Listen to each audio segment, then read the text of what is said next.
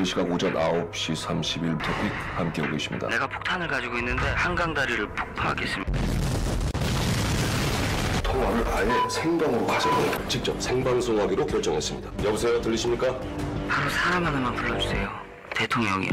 시청자 여러분, 이 뉴스를 끝까지 지켜봐 주시기 바랍니다. 가을 학기의 시작을 한 주 정도 남기고 BCG 교육부와 교직원들 사이의 갈등이 해결되지 않고 있습니다. 임금 재협상 문제를 두고 합의점을 찾지 못했기 때문인데 학기가 시작되기 전에 문제 해결이 되지 않으면 교직원들은 거리 피켓 시위를 준비 중이라고 합니다. BC교사연합 측은 교직원들의 피켓 시위에 대한 지지 의사를 밝혔습니다. 교사연합의 짐 이케르 회장은 거리 시위가 일어나면 교사들도 함께할 것이나 그 전에 문제가 해결되기를 바란다고 말했습니다.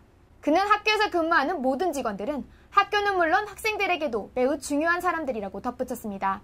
현재 쿠페에 소속되어 있는 2만 7천여 명의 교직원들은 1년가량 무계약으로 일해온 것에 대한 불만을 표현하며 물가 상승에 따른 적정 수준의 임금 상승을 요구하고 있습니다.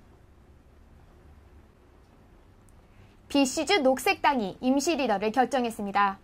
제인 스타크 전 당수가 퇴임한 후 2주 만에 결정된 새로운 리더는 아담 올슨 씨입니다. 올해 37세인 올슨 씨는 BC주의 차틀리 원주민 출신으로 올해 총선에서 사니치 지역에 출마한 바 있습니다. 그러나 신민당의 게리 홀만 씨에게 400여 표 뒤져 당선에는 실패했습니다. 올슨 씨의 가족은 원주민계 주민들의 주택 문제 해결에 도움을 주는 사업을 하고 있으며 그도 역시 이 사업에 참여하고 있다고 합니다. 밴쿠버 경찰이 성폭행과 절도 혐의를 받고 수배 중인 22세의 프리스코 빌리보이에 대한 시민들의 주의를 당부했습니다. 그는 거주지 인근을 떠날 수 없는 보호 관찰령을 받고 있는 경찰 감시 대상이나 법을 어기고 경찰의 눈을 피해 거주지 밖으로 활보 중이라고 합니다.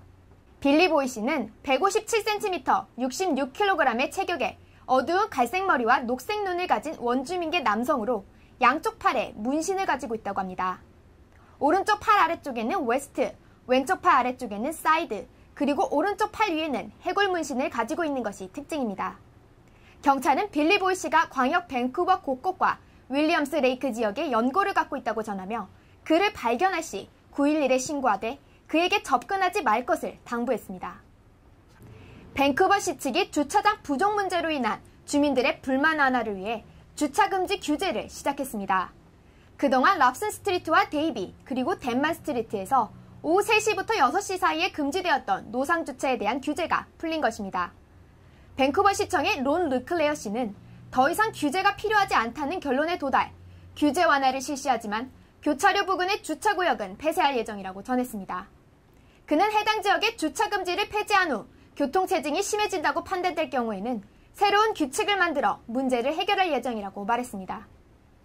BC주 지자체협의회가 현재 운영 중인 도로의 속도 제한 규칙에 대한 투표를 9월 중 실시할 예정입니다. 속도 제한 조정에 대한 핵심 내용을 결정할 이번 투표는 보행 인구가 많은 시내에서 주로 적용되는 50km의 제한을 40km로 낮추는 것입니다.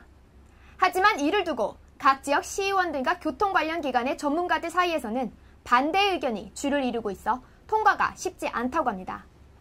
캐리정 밴쿠버 시의원은 이번 조정안이 적합하지 않다고 주장하고 있습니다. 그는 밴쿠버의 현행 도로에는 구간이 짧은 각 블럭마다 신호등을 갖추고 있으며 곳곳에 존재하는 정지 또는 경고 표지판이 있어 속도를 낮추는 것의 실효성이 거의 없다고 말했습니다. 그는 속도 제한의 최고 속도를 낮추는 것은 그렇지 않아도 자주 끊기는 교통 흐름에 도시 전체의 활동을 늦추는 조치라고 우려하고 있습니다. 이번 조정안에 반대하는 센스비시의 이안 투틀 씨도 속도 제한 조정은 전혀 불필요하며 통과될 가능성이 매우 낮다고 말했습니다. 그는 이번 안에 지지를 보이는 이들은 운전을 하지 않는 사람들로 여겨진다고 덧붙였습니다. 미국 워싱턴주에서 소량의 마리화나 소지가 합법화되었다고는 하나 캐나다인들이 마리화나를 소지하고 국경을 넘는 것은 워싱턴 주법이 아닌 미국 국경관리법에 저촉된다고 합니다. 아무리 소량이라도 마리화나를 소지하고 국경을 넘는 것은 불법이라는 것입니다. 미 국경수비대의 마이크 마인 씨는 처벌 방식이 달라졌을 뿐 불법 여부는 동일하다고 말했습니다. 이전에는 국경에서 마리화나 소지자가 발견될 시 전담 경찰이 투입돼 체포하였으나 지금은 미화 500불에서 1000불 사이의 벌금을 고지하고 있다고 설명했습니다. 경우에 따라서는 차량 압수가 이루어지기도 하며 미국 입국이 거부될 수도 있다고 합니다. 만약 마리화나 판매를 위한 수송을 의심받을 경우에는 입국 거부 이상의 엄격한 처벌이 처해지기도 한다고 마인 씨는 설명했습니다.